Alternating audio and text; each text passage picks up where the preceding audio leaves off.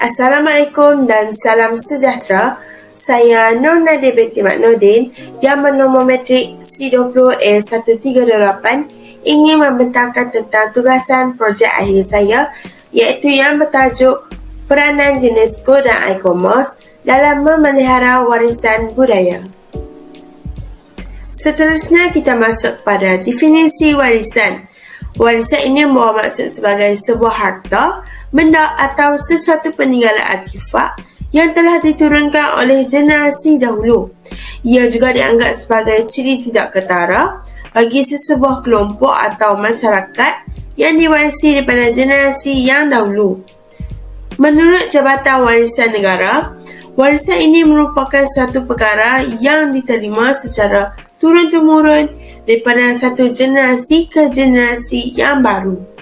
Warisan-warisan ini terbahagi daripada 3 bahagian, iaitu warisan ketara, warisan tidak ketara dan juga warisan semula jadi. Warisan ketara, ianya dikenali sebagai benda yang kekal untuk dilihat dan dipegang sama ada ia berbentuk tetap atau mudah alih. Contoh bagi warisan ketara ini ialah tapak tanah yang bersejarah, monumen, tekstil, ukiran kayu dan sebagainya.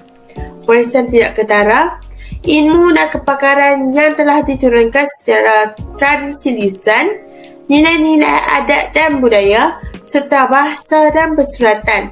Contoh bagi warisan tidak ketara ini ialah ritual, kepercayaan, seni persembahan dan sebagainya. Warisan semula jadi, ianya terdiri daripada perbentukan fizikal yang mempunyai nilai universal yang luar biasa dari sudut estetik atau saintifik. Contoh bagi warisan semula jadi ini ialah satu perbentukan geologi dan fisiologi, iaitu seperti ciri muka bumi dan biodiversity. Apa itu UNESCO? UNESCO ialah sebuah agensi pertubuhan bangsa-bangsa bersatu yang telah ditubuhkan pada tahun 1945. Tujuan penubuhan UNESCO ini adalah untuk membina kedamaian dan keselamatan dengan menawarkan kerjasama antarabangsa melalui bidang penyelidikan, sains serta kebudayaan. Antara 5 program yang paling utama dalam UNESCO ini ialah pendidikan, sains semula jadi, kebudayaan, sains manusia dan sosial, komunikasi dan maklumat. Perjanjian dalam kerjasama antarabangsa ini adalah untuk memelihara hak asasi manusia dan merupakan percubaan untuk menyatukan rangkaian antarabangsa. Seterusnya kita masuk kepada pengenalan ICOMOS. ICOMOS ini merupakan majlis antarabangsa yang berkaitan dengan monumen dan tapak. Ia juga merupakan satu pertubuhan bukan milik kerajaan antarabangsa. Ianya terdiri daripada profesional yang prihatin dengan pemeliharaan monumen serta tapak bersejarah di seluruh dunia. ICOMOS ini telah ditubuhkan pada tahun 1965. ICOMOS perlu melindungi warisan budaya yang diancam oleh peperangan dan bencana alam. Peranan UNESCO. Peranan UNESCO yang pertama adalah untuk mengetuai usaha perlindungan kecemasan. UNESCO telah berusaha untuk mengetuai usaha antarabangsa untuk melindungi warisan yang sedang diancam oleh krisis. Contoh negara yang mengalami krisis ini ialah Lebanon, Iraq, Brazil dan tempat-tempat lain. UNESCO telah melancarkan inisiatif Liberate. Tujuan inisiatif ini dilakukan adalah untuk menghidupkan semula kehidupan warisan Barrett tersebut. Daripada itu, terdapat juga kebakaran yang besar di Museum Negara Brazil di Rio de Janeiro.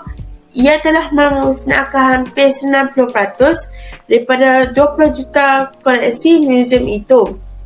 UNESCO telah menghantar satu misi kecemasan ke tapak untuk menyokong penyediaan pelan tindakan untuk pemulihan museum tersebut. Peranan UNESCO yang kedua adalah dengan memantau warisan dalam menghadapi cabaran global. Disebabkan oleh pandemik COVID-19 ini, sebarang aktiviti, kerja atau pembelajaran tidak boleh dilakukan secara fizikal tetapi perlu dilakukan secara di atas talian sahaja. UNESCO telah melakukan usaha yang baru dalam memantau warisan budaya, iaitu dengan memantau penutupan tapak warisan dunia melalui peta dalam talian. Bukan itu sahaja, malah UNESCO juga telah melancarkan satu platform web pengalaman warisan semasa berada di waktu COVID-19 ini. UNESCO juga telah memantau kesan perubahan iklim terhadap warisan budaya dan sedang dalam proses untuk mengemas kini dokumen dasarnya yang mengenai kesan perubahan iklim terhadap warisan dunia. Hal ini merupakan langkah yang cepat dan sangat profesional dalam mendapatkan data. Seterusnya kita masuk kepada peranan ICOMOS. Peranan ICOMOS yang pertama adalah untuk berperanan sebagai badan penasihat jawatankuasa warisan dunia bagi pelaksanaan Konvensyen Warisan Dunia UNESCO. ICOMOS ini perlu membuat semakan pencalonan warisan dunia budaya dan untuk memastikan status pemeliharaan hartanah. Dalam pada itu juga, ICOMOS akan membantu UNESCO dalam menulis teks konvensyen. ICOMOS telah melakukan tugasannya dengan baik kerana ahli ICOMOS telah banyak menyumbangkan kepada peningkatan pemeliharaan warisan, piawaian dan juga teknik bagi setiap jenis harta warisan. Peranan ICOMOS yang kedua adalah untuk membuat kerjasama dengan Yayasan Memelihara Seni Seker Ukraine dan juga Tabung Monumen Dunia bagi menyampaikan alat pemadam api untuk melindungi gereja kayu di Ukraine.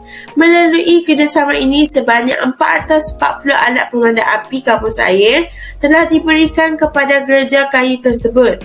Hal ini telah berjaya untuk melindungi sehingga 200 gereja kayu bersejarah yang terdapat di Ukraine. Dan pada itu juga, alat pemadam api kapus air ini sangat sesuai untuk bahagian dalam gereja kayu tersebut. Alat pemadam api kapus air ini telah diedarkan oleh Pusat Penyelamat Warisan Budaya di Ukraine. Selepas alat pemadam api ini diedarkan, arahan penggunaan juga turut diberikan kepada ahli gereja tersebut. Misi untuk terus memelihara warisan budaya juga dapat dicapai oleh ICOMOS. Akhir sekali kita masuk kepada bahagian akhir, iaitu kesimpulan.